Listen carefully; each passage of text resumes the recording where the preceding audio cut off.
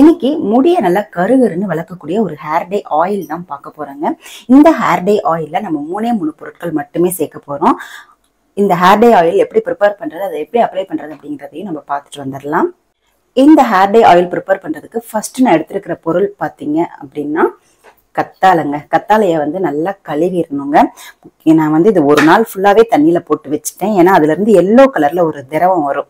அந்த லிக்விட் பாத்தீங்கன்னா இச்சிங் ஏற்படுத்தும். நம்ம அப்படியே தலையில தேய்ச்சோம்னா அந்த மஞ்சள் கலர்ல இருக்கிற லிக்விட் பாத்தீங்கன்னா நம்ம ஹேர்ல ரொம்பவே அரிப்புத்தன்மையை ஏற்படுத்தும். நான் இப்போ 50 ml ஹேர் டே ஆயில் காய்ச்ச போறேன்.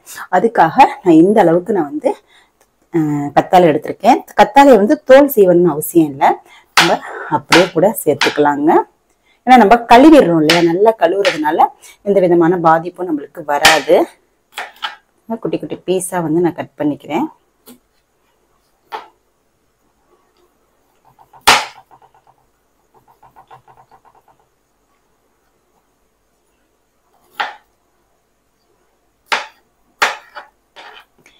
இந்த அளவுக்கு நான் கத்தாழை எடுத்திருக்கேங்க.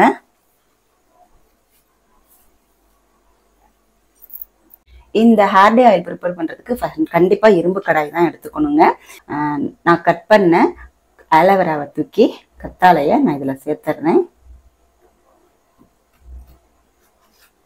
அடுத்து இதுல நான் சேர்க்கிற பொருள் பார்த்தீங்க அப்படின்னா வெந்தயங்க. வெந்தயம் 1 டீஸ்பூன் அளவு நான் சேர்த்துக்கிறேன். அடுத்து கரிஞ்சீரகம் ஒரு 3 டீஸ்பூன் அளவு நான் சேர்த்துக்கிறேங்க.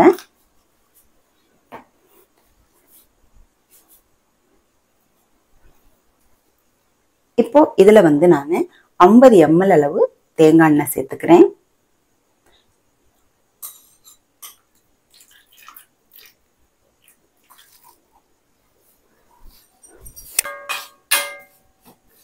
அவ்வளவுதாங்க. இப்போ இதை நம்ம ஸ்டவ் மேல வச்சுட்டு நல்லா பதமா காய்ச்சி எடுக்க போறோம். இதெல்லாம் அரைச்சு போட்டாலும் நீங்க போட்டுக்கலாம்.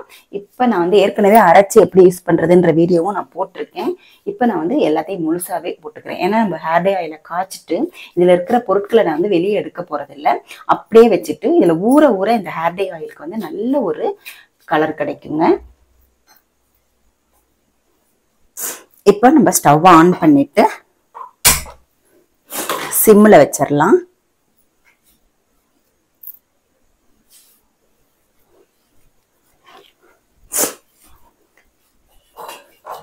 இப்ப நம்ம எல்லாமே பச்சையை தான் போட்டிருக்கோம் இல்லையா, வறுக்கலை, எதுவுமே செய்யல. அதனால நல்லா சடசடப்பு தன்மை நிறையவே இருக்குங்க. இதுல இருக்கிற ஈரல்லாம் போகிற வரைக்கும் நம்ம இந்த ஹேர் டே ஆயில நல்லா காய்ச்சி எடுத்துக்கணும். சிம்லயே வச்சுதாங்க காய்ச்சணும். ஏன்னா நீங்க ஹை ஃப்ளேம்ல வச்சுட்டீங்கன்னா சீக்கிரமே இதெல்லாம் தீஞ்சு போயிடும். அப்போ உங்களுக்கு இதோட எசன்ஸ் எல்லாமே இதுல போகாம நம்மளுக்கு சரியான ஒரு ஹேர் டே ஆயில் கிடைக்காது. இப்போ பாருங்க, நல்லா சடசடப்பு தன்மை வர ஆரம்பிச்சிருச்சு பாருங்க. இந்த ஹேர் டே ஆயில நம்ம ப்ரிப்பேர் பண்ணி அப்ளை பண்ணிட்டு வரும் பொழுது நம்மளுடைய நரைமுடி பிரச்சனை மட்டும் இல்லைங்க, நம்மளுடைய ஹேர் நல்லா ஷைனிங்கா ஆகும். முடி நல்லா கருகருன்னு நீளமா வளருங்க. சொட்டத்தலையில கூட முடி வளருங்க. அந்த அளவுக்கு கருஞ்சீரகத்துல ஏகப்பட்ட மருத்துவ குணங்கள் இருக்குது. நீங்க ரெகுலரா அப்ளை பண்ணணும், அதுதான் ரொம்ப ரொம்ப முக்கியம். நீங்க 1 நாள் 2 நாள் அப்ளை பண்ணிட்டு அதுக்கப்புறமா எனக்கு ஹேர் க்ரோத் இல்லை அப்படின்னு சொல்லக்கூடாது. ஒரு 6 மாசமாவது தொடர்ந்து எந்த ஒரு ப்ராடக்டா இருந்தாலுமே சரிங்க, நீங்க 6 மாசம் தொடர்ந்து அப்ளை பண்ணுங்க. அப்பதான் அதோட ரிசல்ட் உங்களுக்கு 100% கிடைக்கும். இப்போ இந்த ஹேர் டே ஆயில் நம்மளுடைய நரைமுடிகளை முக்கியமா நல்லா கருகருன்னு ஆக்கி கொடுக்கும். இளநரை இருக்கிறவங்களுக்கு இந்த ஹேர் டே ஆயில ரெகுலரா அப்ளை பண்ணிட்டு வரும் பொழுது அவங்களுடைய நரைமுடிகள் எல்லாமே காணா போயிடுங்க. புதுசா முளைக்கக்கூடிய முடிகள் கூட நல்லா கருகருன்னு வளர ஆரம்பிக்கும். நல்லா ஸ்கேல்ப்ல எல்லாம் படுற மாதிரி நல்லா இந்த ஹேர் டை ஆயில தேய்ச்சி கொடுக்கணும். இந்த சொடசடப்பெல்லாம் அடங்கணும். அது வரைக்கும் நம்ம ஹேர் டை ஆயில காய்ச்சிக்கலாம். பாருங்க, சடசடப்பெல்லாம் நல்லாவே அடங்கிருச்சு. இப்போ இந்த ஸ்டேஜ்ல இதுல நம்ம 1 டீஸ்பூன் அளவு கேஸ்ட்ரால் ஆயில் சேர்த்துக்கலாங்க. அதாவது விளக்கெண்ணெய் சேர்த்துக்க போறோம். சேர்த்துட்டு நல்லா மிக்ஸ் பண்ணி விட்டுடுங்க. அடுத்து இதுல நம்ம சேர்க்கக்கூடிய பொருள் பார்த்தீங்க அப்படின்னா 1 டீஸ்பூன் அளவு கரிஞ்சீரகத்தூளுங்க. இந்த கரிஞ்சீரகத்தூள் எப்படி ப்ரிப்பேர் பண்றது அப்படின்றதையும் நான் சொல்லிடுறேன். ஒரு பாத்திரத்துல போட்டு நல்லா வந்து சிம்முலயே வச்சு வறுத்துக்கணுங்க. இந்த மாதிரி கரிஞ்சீரகத்துல ஒரு விதமான ஆயில் வரும். அந்த ஆயில் வெளியில வர வரைக்கும் சிம்முலயே வச்சு வறுத்துக்கணும். அப்பதான் நம்மளுக்கு வந்து கரெக்டான பதத்துல வந்து இந்த கரிஞ்சீரகம் வந்து அரைப்படும். அதுக்கப்புறமா நல்லா ஆற வச்சுட்டு ஒரு மிக்சி ஜார்ல போட்டுட்டு இந்த மாதிரி பவுடரா அரைச்சு எடுத்துக்கணுங்க. இப்ப அந்த பவுடரை தான் நான் இப்போ வந்து இதுல சேர்த்தேன். இப்போ நம்ம இதை சேர்த்துட்டு இந்த நுரையெல்லாம் அடங்கிருச்சு பார்த்தீங்களா? இந்த நுரை அடங்கி இந்த சடசடப்பு எல்லாமே அடங்கிருச்சு.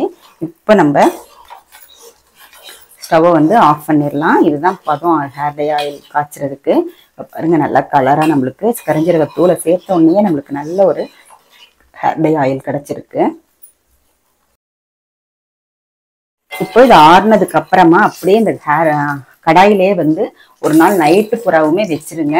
அதுக்கப்புறமா நீங்க வந்து வேற ஒரு பாட்டில் எடுத்து அப்படியே ஸ்டோர் பண்ணிக்கோங்க. இதெல்லாம் வடிகட்டி எடுக்கணும்னு அவசியம் கிடையாது. இந்த பொருட்கள் எல்லாம் இந்த ஹேர் டை ஆயில்ல ஊற ஊற நம்மளுக்கு வந்து ஹேர் டை ஆயில் வந்து நம்மளுக்கு 100% ரிசல்ட் கொடுக்கக்கூடிய மாறிட்டே வருங்க. அதனால அப்படியே வந்து நீங்க பல்கா 1/2 லிட்டரு 1 லிட்டரு அந்த மாதிரி கூட நீங்க செஞ்சு வச்சுக்கலாம். ரொம்பவே நல்ல ஒரு ரிசல்ட் கொடுக்கக்கூடிய ஹேர் டை ஆயில் தான் இது. முடியை வந்து கருமையாக்குறது மட்டும் இல்லாம முடியை வந்து நல்லா நீளமா அடர்த்தியா கருகருன்னு வளர வைக்குங்க. இந்த ஹேர் டை ஆயிலை நீங்களும் செய்து பாருங்க. செய்து பார்த்துட்டு எப்படி இருந்துச்சு அப்படின்றத கமெண்ட் செக்ஷன்ல மறக்காம கமெண்ட் பண்ணுங்க. இந்த வீடியோ உங்களுக்கு பிடிச்சிருந்துச்சுன்னா லைக் பண்ணிக்கோங்க. நம்மளுடைய சேனலை சப்ஸ்கிரைப் பண்ணிக்கோங்க. அடுத்து ஒரு நல்ல பதிவில் நான் உங்களை மீட் பண்றேன். தேங்க்யூ.